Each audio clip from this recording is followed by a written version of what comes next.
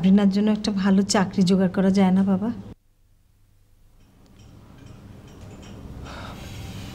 আমি চেষ্টা করছি খালাম্মা। মেয়েটার কষ্ট দেখে আমার আর সহ্য হয় না বাবা।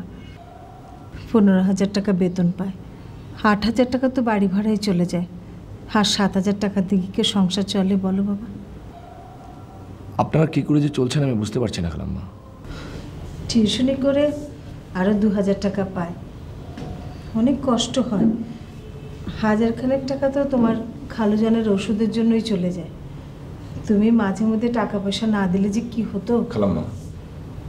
খালাম্মা, আমি যে আপনাদের টাকা পয়সা দিই এটা সাবরিনা যিনি কোনোভাবেই জানতে না পারে। ও যদি জানে তাহলে কিন্তু আমার সাথে সম্পর্কই রাখবে না।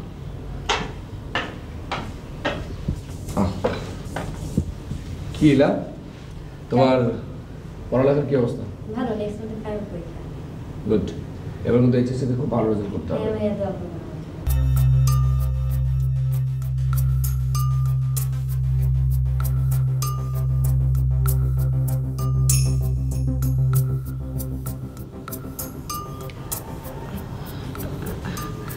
আজ ওর টিউশনি আছে তো, ফিরতে হয়তো 9টা বেজে যাবে। তোমার যদি কোনো কাজ না থাকে তুমি বসো বাবা, রাতে না হয় খেয়ে যেও। না থাক খালাম্মা, আমি আবার দেরি করে ফিরলে মা টেনশন করবেন।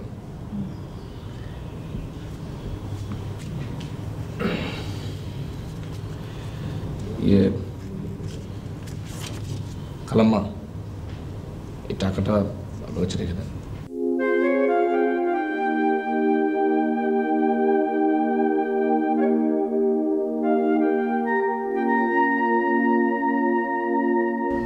তোমার কাছ থেকে টাকা নিতে আমার খুব লজ্জা করে বাবা।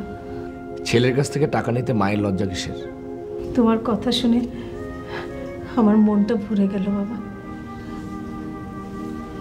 ঠিক আছে খালাম্মা, আমি তাহলে আসি।